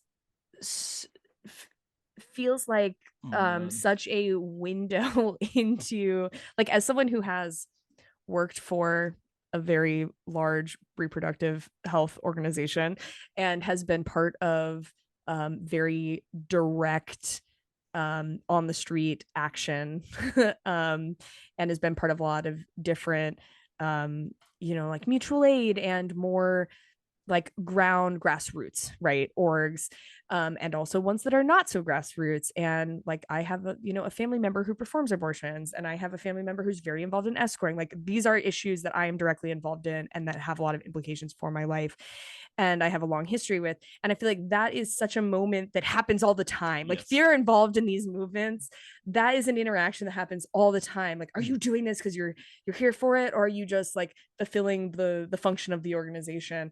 And it was just such like a little moment, but it just felt so like authentic and to its core true to me. And the movie is full of things like this, where it's just like she had to have been involved or knew people intimately well, or had such a honed artistic mind that she could place herself in the shoes of other people who've had those experiences. It just felt very authentic. And that line, I think, goes back to another movie that we did, which was BPM, where so much of BPM, BPM is about ACT UP Paris. And so much of that is about how these activists kind of the infighting and the squabbling and like, are we doing anything worthwhile, or are we just pushing papers around a desk?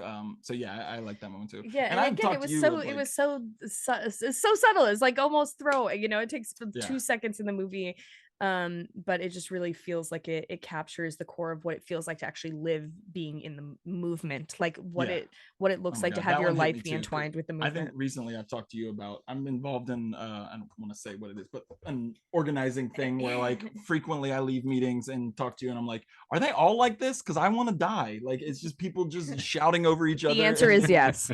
Sundays don't work for me. I've got to take Chad to T-ball, and I'm like, Jesus Christ, what are we doing here? So yeah, that moment too was like, God damn. Anyways, I'm sorry, I got caught up in that. So yeah, we kind of leave the second act with Apple now in Iran, and is kind of like her kind of the honeymoon phase of living in this new world is kind of waning, and she's kind of like, well, why am I here? Whereas we've got Pauline in a similar way. Sorry, Suzanne. I'm getting these names so fucked up. I got to go back to the beginning. So Suzanne is older and has children. Pauline is the singer and doesn't sing. Yes. One of them sings, the other doesn't. I've been in here a few ways to specifically remember which one is which, but in my notes, once Pauline changes to Apple, I'm fucking done. I've got my names all turned around. And Suzanne is now in a spot where she's kind of looking forward to move her career, kind of looking to kind of push the family planning clinic, and the activism is getting kind of mixed up with a doctor who is married, and they both kind of hit these crossroads of what's next. And then I think there's kind of the interesting switch between where Apple, who never really wanted kids and wasn't interested in that life, is now in a place where she is pregnant and is thinking about it, whereas we learn that Suzanne cannot have kids because of the procedures that she had before. And not only can she not have them, she doesn't even want to entertain the idea of being with another man, especially a married man, because of what the kind of ridicule that she suffered before. So we enter this third act with both of them in kind of these crossroads in their lives. Yeah, I think that we see a lot of what we see happening here is Suzanne reclaiming her agency.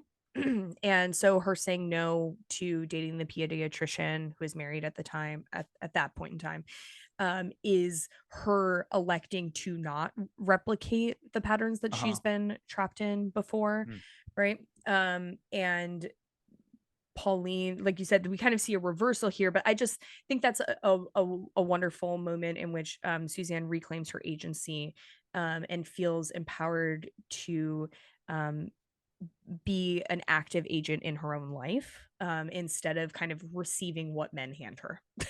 and Apple realizing that she is no longer an active agent in her life, because she has a line of something like, I thought when we came here that, you know, we wanted to pursue this kind of art life together, you and me, and now I realize you just want that like trad life of like husband, wife, kids, kind of falling into the that proletariat structure that Engels talks about and that they reference. Right, where Darius is having the public life and Pauline is having the private life. Right. And everything we've seen up to that point with Pauline or Apple is her engaging in public life, right? Her singing in the streets, right? That is her identity. Yes, it's core to her, to herself, is that the monogamous family structure and patriarchy is contingent on a public-private split, and about allocating the public and private spaces based on gender, right? That who has access to what space is determined by, is almost predetermined structurally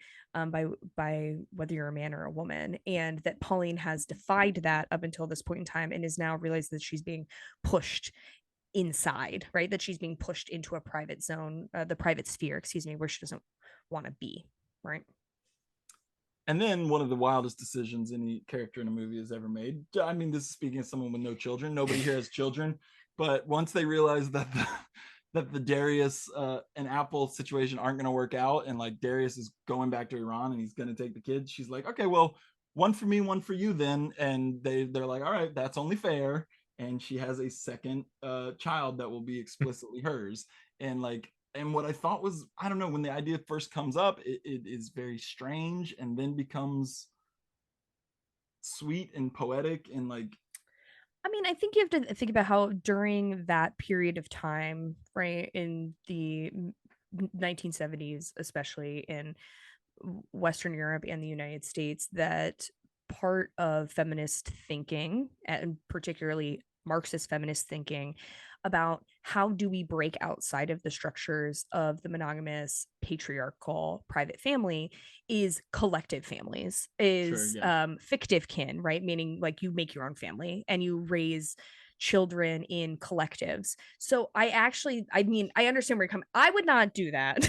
I would not ask my ex-husband to hang around for additional months so that he could impregnate me. That bonus baby. But I think that is capturing, for a particular kind of feminist who was engaged in feminist activism and saw their lives as an opportunity to make the personal political, that doing that perfectly makes sense in that framework, right? Because she's like, well, I'll raise, I don't need to be relegated to the private sphere and raise my child functionally alone. Fuck that. I want to be in the public sphere, and I'm going to drag a kid with me, and we can all live together and sing and take care of each other's children, and then we don't have to worry about childcare costs, which was brought up by Suzanne at the very beginning of the movie as a reason why she couldn't engage in paid labor, right? And why she was relegated to the private sphere. I just wish there had been a sequel to One Sings the Other Doesn't, where the two kids meet and then parent trap Apple and Darius back together. That would have been great. Oh my god, fantasy cast that boy. Weirdly, I thought of the Iran sequence made me think of a movie that's from 14 years later, but Not Without My Daughter kind of has the similar thing where Sally Field is married to this guy, Alfred Molina, who's Iranian but very westernized, and then they go back to be with his family, and he and then it's in 1979 and the revolution happens, which Apple got out in time for that, but then he doubles down on the tradition and wants Sally Field to be the traditional covered up wife. Not Without My Daughter is not as good as a movie as One Sings the Other Doesn't, but it's still an interesting movie. Yeah, I've never seen that, but that sounds like maybe one that we should look at doing down the road, because as a companion. Another thing that you said about the kind of the idea of the community as the family is, we see Agnes Varda kind of even before, it's while Apple is still pregnant, but introducing that community as family when they pick up the traveling Apple's traveling music group pick up. I don't remember the single father. The single father and his son Zorro, the little like adorable kid with the hat and the cape. Well, the credits refer to them as so the guy who's playing at the initial protest is named Francoise 1, and then this guy with the kid is named Francoise 2. Yes. That's what the credits say. But and different dudes? I think yes. Yeah. Okay. But I think they're both supposed to be named Francois. Okay. All right. Yeah. I love that little kid. He was adorable. Yeah. And that is where we see a few of their like traveling productions. That's the one that we got that I loved, with the like congregation of old ladies in the back that are just loving it. Sorry, Hal, you sound like you were about to say something and I was cutting you off. I was just gonna say during this part, I think shortly before what you're saying, Pauline or Apple sings a song about the importance of educating their sons before they become men.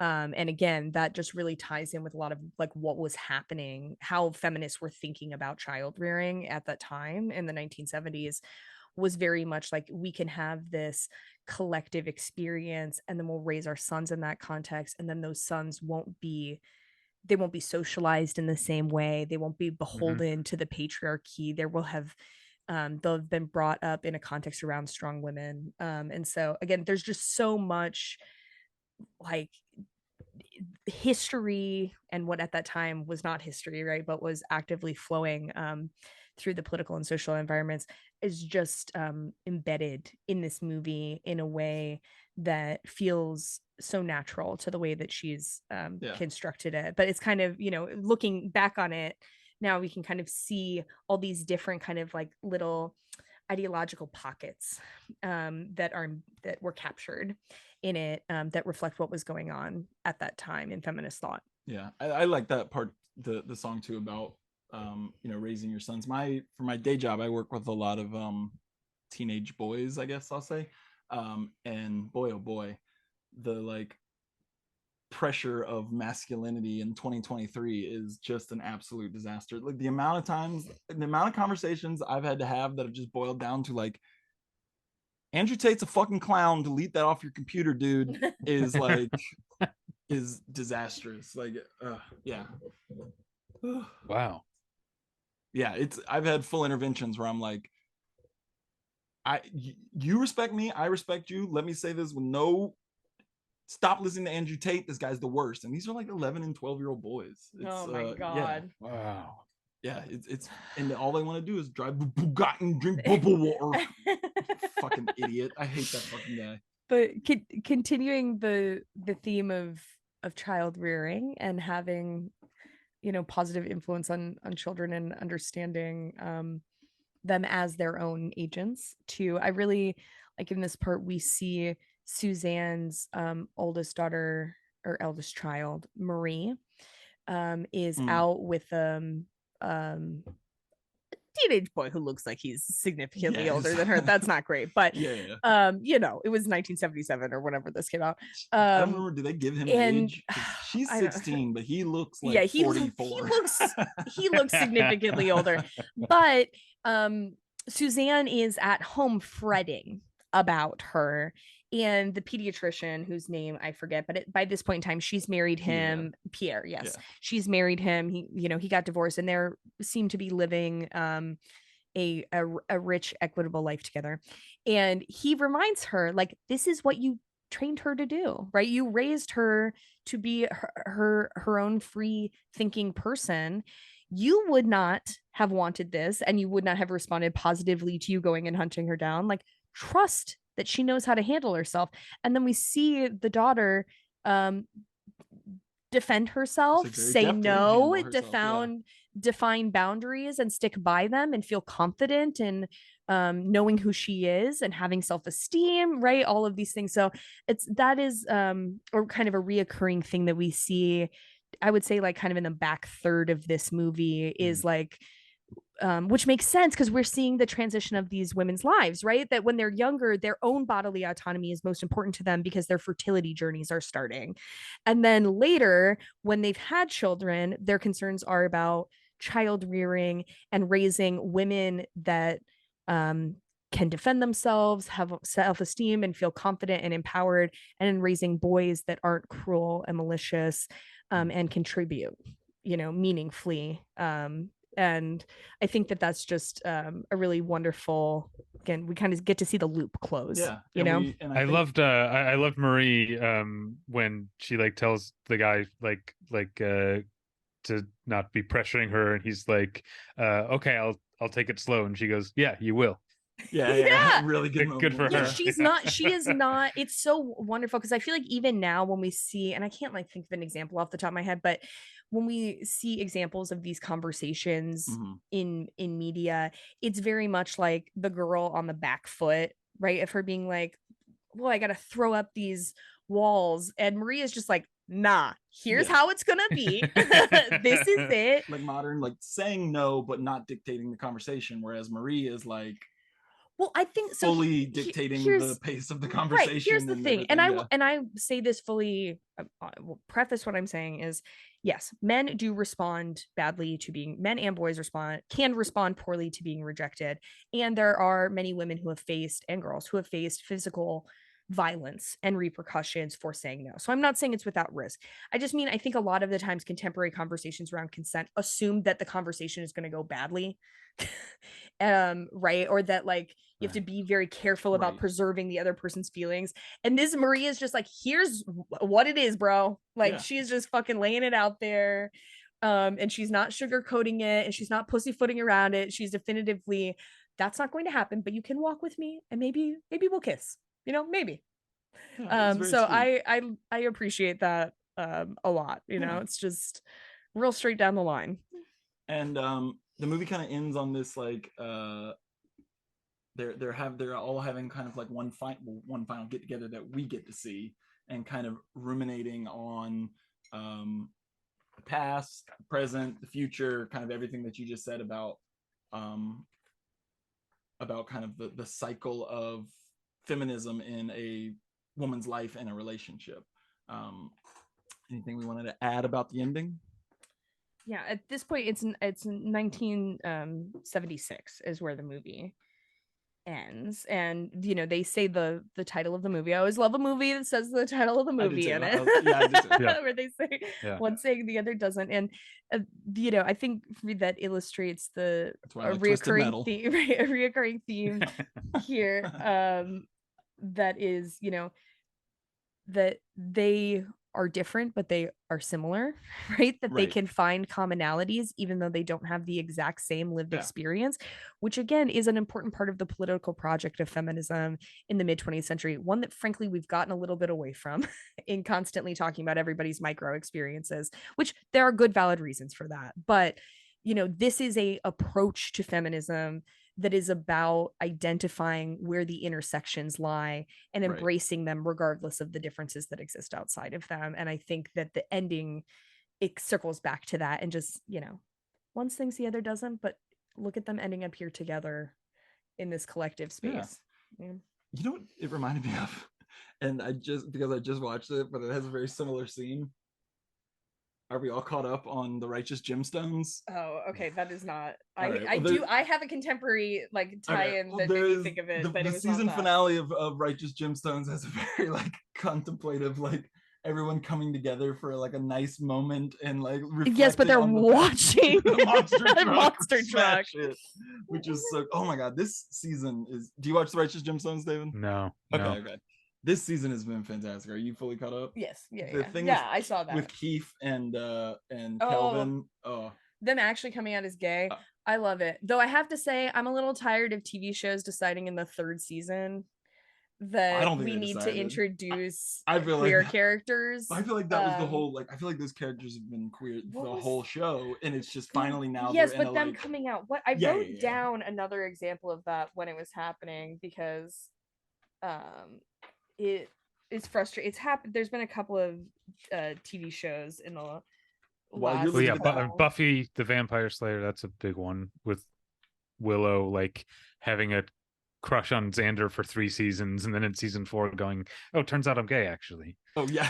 I have 2 other examples. It happens in Warrior, which I've told you about, and it also happens in Ted Lasso. where a character Keely, is just like Keely starts dating women. Oh, okay.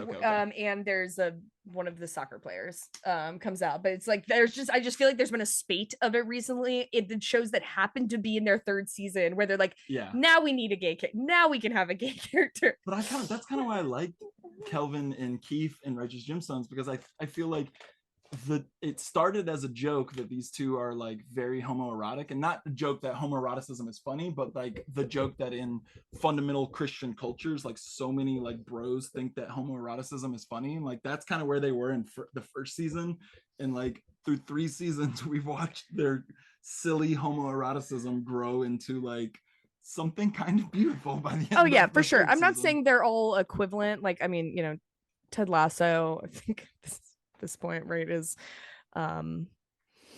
so trite. I'm not saying they're all equivalent in their doing that. But it is just a thing that I have noticed, like in third seasons that were coming out in the last 6 months, and I'm like, okay, how about we just have shows that have queer people in them from the beginning? Maybe. But the contemporary piece, or the contemporary pop culture that I want to mention and compare to the end of this movie is, as someone who has seen the Barbie movie twice, I saw it since it came out. Yeah, only once though. I saw it on the Wednesday early access screening they did, and then we Boppenheimered that Friday. So I saw it 2 times within 48 hours. And one of my least favorite parts of the Barbie movie is at the very end, Rhea Perlman is talking to Barbie about how essentially she can make the decision to become a human being.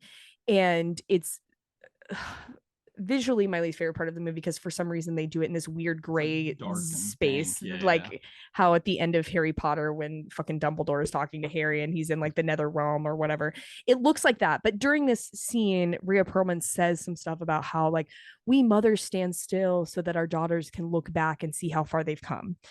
And that is an example of a movie that has themes in it related to women and women empowerment and feminism that like doesn't know how to land the plane, and so has this like very preachy, hyper explicit conversation between an older woman mentor and a younger woman. And this movie ends, I think, literally embodying that, right? Like the children can see the gains that they have access to because of the work of their mothers, but fucking Agnes Varda is an artist and doesn't say any of that shit, right? So I was just thinking about the end of the Barbie movie a lot as this movie closed, because I really see that we can see the joy, the women's joy, their friendship, the power of the collective, how their political action has related to their interpersonal lives and improved their lives. All of that is reflected in this final joyful moment, and no one is sitting down and saying, we mothers stand still. Rhea Perlman, we mothers stand still. So I fucking love this movie. I think it's great. And if I was still teaching collective behavior, social movements, I absolutely would be teaching this movie. Hell yeah. Well, David, before we make you play a stupid game that we do at the end of each of these episodes, I love a stupid game. It is very stupid. So, and don't worry, game is a strong word. Is there anything you would like to add about the ending of the movie, or anything else on the movie? I just wanted to, just in general, talk about, and Hal did a little bit earlier, but talk a little bit more about the filmmaking. I know the nature of this podcast is we're talking about the text, right? So much. But there's something that and maybe I'm guilty of doing the thing of like comparing two filmmakers because they're both women, but it reminded me, the way that time moves in this movie reminded me of the way that Mia Hansen-Love, or Mia Hansen-Love, however you call her, describe her, makes movies, in the sense that like there's a constant forward motion, and yet I never feel pushed. It almost doesn't feel urgent. It feels like the movie glides. And it just feels like we're always like coming in as things are moving on, and moving on before things have ended. And it doesn't feel like it's this super structured, like every scene is a little playlet or whatever. It's just a a beautiful like connection one to the next to the next and next, and it makes, I mean, the movie's I think just over 2 hours, like 121 minutes, and it absolutely flies by for me. I don't know, but it was over before I realized. I think something that helps achieve that effect is that there are many different ways that Varda communicates that time is passing, right? Like sometimes there are timestamp, like the location and the year. Sometimes people say it, right? Sometimes it's just kind of it's clear time is passing because what's the sequencing of what's happening. People look different, right? Like Pauline, Pauline, when as she transitions into kind of her stage of life as Apple, her hair is shorter and it's like bigger and redder, and she looks older in the face, like they have done some kind of makeup application, right? So I think that helps with the gliding sense, is because it's not so regimented, it's not so stiff, it like kind of flows, and there are lots of different subtle ways that she communicates that we're transitioning across time and space. So it doesn't feel so like stagnant and segmented. So, David, one of the things that Hal and I, when we first met and became friends, that we bonded over was our mutual admiration for I'm Armand not sure White. What noun to insert in there, honestly. Our mutual admiration, respect,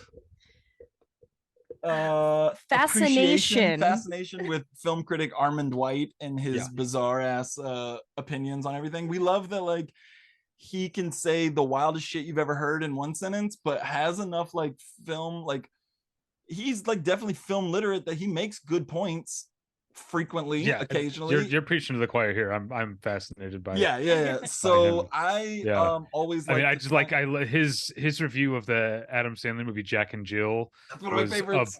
It's such a great review because it's about like the sort of integration of like Jewish immigrants into American culture over generations. It's fascinating. One of my personal favorites is his review of the Oprah funded and helmed Wrinkle in Time. Because he fucking hated it, and he just is like, again, classic Armand White. Half of it is insane ranting, and then half is like, oh, he's kind of spitting fire here though on like why this movie feels soulless.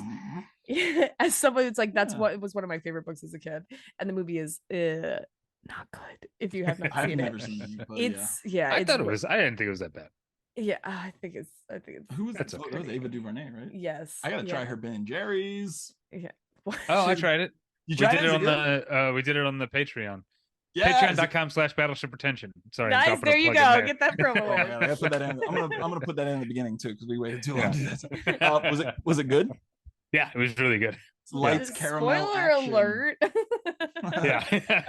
I gotta try that shit. So the game that I always like to play, if we can, because sometimes it's hard, is wait, hold on real quick. So I would say we should have said this when I give you access, but just don't look at the bottom part. Don't look at the end of the script right now. Like Craig, okay, so Craig will play the game. He will ask us. There's not much of a game for this one. If you didn't do a full review, there's not a whole lot. Right, but then we speculate wildly, right? So Craig will ask the question, you feel free to speculate wildly first, and then I'll follow in after you. So just the question that I always ask is, did Armand White like this movie? That is the game that we play, and I usually ask how to speculate why or why not. But David, I'll let you start. I would say that he probably did, because I think whatever his politics are, unlike say a Ben Shapiro who hated the Barbie movie or whatever, but dressed just like one of the characters when he went to it. Did you all see that picture? It was so good. No, I didn't. He was dressed just like Ken. He put out an angry tweet where he's like, the Barbie movie sucks, in front of the poster, and he's dressed just like Ken in the all black. So I think, unlike a guy like Ben Shapiro, I think that Armand White will respect a well-made political point, whether he agrees with it or not. So I'm going to say yes, Armand White likes this movie. Yeah, I would say yes for similar reasons. I think my reason's a little like ancillary to David, which is that Armand White does appreciate good film craft, right? That's part of his him being very film literate and having a wide like a, he's well watched. I was trying to think of what's a movie equivalent of well read, but he's well watched, and he cares about film craft. So I feel like he might respect it for that reason, even though, like, obviously kind of the direction the canon is pointed in is not his preference. Yeah, so yeah, this game's harder to play when the movies are from before the National Review was online and he was writing for them. So I only found one tiny little thing that he said about it, and he found the movie to be silly, is what he says. But the part that I love, so he's writing about, so earlier this year, the New Republic put out the 100 most significant political films of all time. And Armin White wrote a piece in response to that, basically saying, this list sucks, and then gives his own. But the one that he compared it to, he said, some of the movies are silly, like, and actually One Sings the Other Doesn't landed squarely at number 100 on that list. But what do you think the other silly political movie is that he said? He said some of the movies on the list are just silly, like One Sings the Other Doesn't, and number 64, Born on the 4th of July. That would have been awesome. I don't know, Vice, The American President. What? Yeah. I was like, God damn, he never fails to just send a banger in with a weird ass comparison. I was like, what the hell? And then his list of like the actual 10 best, a lot of them are just like old ass like Republican movies and shit. But one is, he wrote that he loves, and then I went and looked several different times he's written about his favorite movies, and one of his all-time favorite movies, and what he says is, this is number one on his list of the best political movies, is D.W. Griffith's Intolerance, which he calls the greatest film ever made, and he says is not a response to white supremacy, which he then also calls white supremacy in this review a trendy term. And yeah, he has consistently written about Intolerance being his top film. So Armin White, much like President Woodrow Wilson, is a stan of D.W. Griffith, but unlike Woodrow Wilson, Armin White would not have been allowed to watch that racist ass movie at the White House. But I thought that was so fucking weird that he goes so hard for Intolerance. I mean, it's on brand, I guess, but yeah, I think it's on brand. And again, like, he does care about film craft, and Intolerance, for whatever the content, was a massive, insane undertaking. Sure. Intolerance, I mean, I've never seen The Birth of a Nation, but I've seen Intolerance and I've seen Broken Blossoms, and D.W. Griffith certainly had some goods in terms of filmmaking. You guys aren't here in Los Angeles, so maybe you're not aware that up until recently there was a major mall at Hollywood and Highland, which is kind of our pitiful version of Times Square, and the mall was modeled after the like ancient Babylon set from Intolerance, like, with the white elephants, right? With the white elephants and everything, and then it got sold, and now the new owners knocked down everything that was interesting about the Hollywood and Highland Mall, and now it's just white slabs. Like, oh, it looks modern now. Yeah, well, it looked like ancient Babylon before. Right. Well, yeah, this was a lot of fun. Anything just, do we want to foreshadow what our next film? Oh yeah, I feel like we are all over the board on this here podcast. We're going wild. We did like, so from Varda to Bay, Bamako, we talked about structural adjustment in Africa. Agnes Varda, we talked about Marxist feminism, and now we're gonna fucking talk about Pain and Gain by Michael Bay on the next one. So hell yeah. So yeah, our next episode will be Michael Bay's Pain and Gain. Yeah, check that out in 2 weeks. Check out Battleship Pretension's Patreon, which will be linked. Battleshippretension.com. I gotta chop this up and put this earlier on the episode too. No, he did some we did some promo at the top too. I just as we've said before, if you have movies that you're interested in us covering, add us on X or Twitter or whatever new name that it has 30 seconds from now.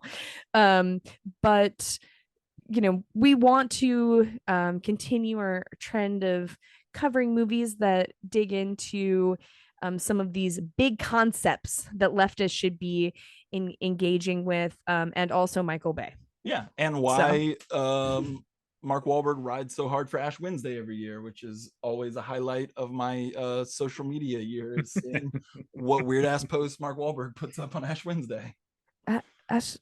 Ash Wednesday is at the beginning of the year. Yeah, I know, but like every year he has he starts the day with a big ass like picture of his forehead, and he right. Has, it's just you're simply mentioning that because of Mark Wahlberg in Pain and Gain, not because you're expecting that to happen anytime soon. Things that Mark Wahlberg does in his career is what he posts on social media on Ash Wednesday, because it's fun. So everyone in 6 months, watch out for that. You can go back and see the past few years; those are just as good as the next one will be. But yeah, this was a lot of fun, David. Thank you for joining us. Yeah, I'm happy to, really happy to have joined. I really enjoyed this. I want to come back though and talk about a film that we don't all agree is great or something. Oh yeah.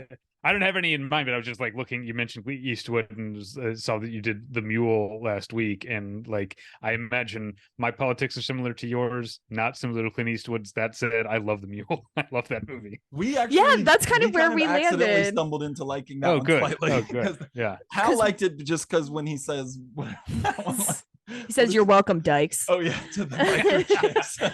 I screamed oh wow, it was really a moment. I sent it to every other queer person I know. I screenshotted it. Like, guys, you have to know this. Yeah, we do have some plans. It's not immediately on the schedule yet because we try and rotate in some conservative filmmakers so that we do have like a little more kind of tension in the conversation. It kind of is like we cover stuff that we agree with, and it takes on maybe a more didactic form of like exploring a concept or a theory or something. And then there's more of like the conservative takedown. And we're going to do some Zoller. We're going to do S. Craig Zoller, I think, on our next like series of conservative eps. So you should consider Antoine Fuqua's Shooter. Oh hell yeah, that one's great. I love that shit. That might be, but it's like a militia recruitment tool. That movie, kind of. It's basically like. But I love it. If you don't like a politician, you should shoot him in the head while he's having dinner with his family. Yeah. Oh yeah, that was wild. Yeah. Well. Also, Mark Wahlberg, so I can talk more about Ash Wednesday. Yeah. Oh yeah. Oh God. All right. Well, this was fun. Yeah. Thanks for joining us, David. We really appreciate your time. Yeah, I appreciate you letting me come on here. All right. And we will catch y'all on the next one.